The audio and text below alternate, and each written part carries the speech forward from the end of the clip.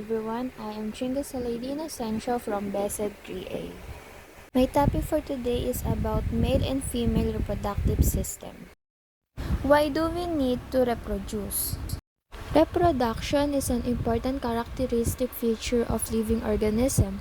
It is an essential life process which not only helps in survival but also helps in continuity of the race and group immortality as by reproduction. Reproduction also helps in increasing the population of the species. Human reproduction is essential for the continuance of the human species. The male's job is to produce sperm cells and deliver them into the female reproductive tract. The female's job is to produce ova, or the egg, receive the sperm and nourish the embryo that grows inside her. This is the male reproductive system. Testes or male gonads. The testes are oval organs about the size of very large olives that lie in the scrotum, secured at either end by a structure called the spermaticoid. Most men have two testes. The testes are responsible for making testosterone, the primary male sex hormone, and for producing sperm. What is testosterone? Is an important hormone during male development and maturation for developing muscles, deepening the voice, and growing body hair. Testes lie behind the penis in a pouch of skin called the scrotum. The testes move freely in the scrotum, but each testis is attached to the body wall by a thin cord called the spermaticoid, which passes through a cavity in the pelvis and into the abdomen. And next, vas deferens. This is the tube which carries the sperm from the epididymis. It may also called the sperm duct. It meets a tube from the seminal vesicles to form a short tube called the ejaculatory duct, then opens into the urethra, which is the tube that takes the sperm outside the body. What is epididymis? It's a light-colored tube where sperm is stored. From here, the sperm are transported to the vas deferens. Seminal vesicles are sac-like pouches that attach to the vas deferens near the base of the bladder. The seminal vesicles make a sugar-rich fluid or fructus that provides sperm with a source of energy and helps with the sperm's ability to move or motility. Seminal vesicles, it can produce many of the constituent ingredients of semen. They ultimately provide around 70% of the total volume of semen. What is semen? Semen is the thick fluids that comes from the men's penis when they ejaculate during sexual activity. The difference between sperm and semen: sperm is the only cellular component of the semen, whereas semen is the liquid carrier of sperms. Prostate gland is a small rubbery gland about the size of a ping pong ball, located deep inside the groin, between the base of the penis and the rectum. It is important for reproduction because it supplies part of the seminal fluid or the semen, which mixes with sperm from the testes. What causes a man's prostate? The actual cause of prostate enlargement is unknown.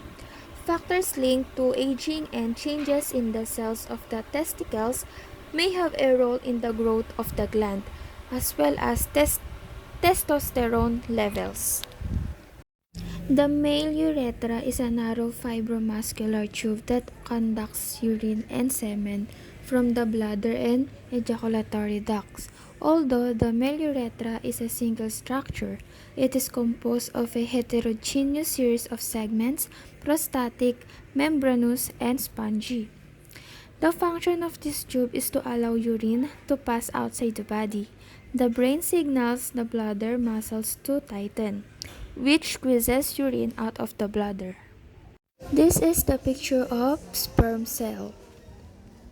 This is the female reproductive system. The vaginal process or processus vaginalis is an embryonic developmental outpouching of the parietal peritoneum. It is present from around the 12th week of gestation and commences as a peritoneal outpouching. Cervix. It is located at the end of the vagina and acts as the opening point into the uterus, where sperm can travel to reach eggs and potentially leads to fertilization. The cervix makes up the lower third of the uterus and connects to the vaginal canal. Cervix is an incredible part of the female anatomy. It keeps bacteria out of your uterus, produces discharge to clean your vagina, and changes its positioning to help facilitate or protect a pregnancy. The function of the cervix is to allow the flow of the menstrual blood from the uterus into the vagina and also directs the sperms to the uterus during the process of intercourse. Uterus is divided into two parts, the cervix, which is the lower part that opens into the vagina, and the main body of the uterus called the corpus. The corpus can easily expand to hold a developing baby. Uterus is to receive the fertilized egg and support the development during pregnancy. Ovaries. The ovaries have two main reproductive functions in the body. They produce oocytes or the egg for fertilization, and they produce the reproductive hormones estrogen and progesterone. The hormones that produce from the ovaries has an important role in female traits such as breast development, body shape, and body hair. They are also involved in the menstrual cycle, fertility, and pregnancy. Fallopian tubes, one of the two long slender tubes that connect the ovaries to the uterus. Eggs pass from the ovaries through the fallopian tubes to the uterus. In the female reproductive tract, there is one ovary and one fallopian tube on each side of the uterus.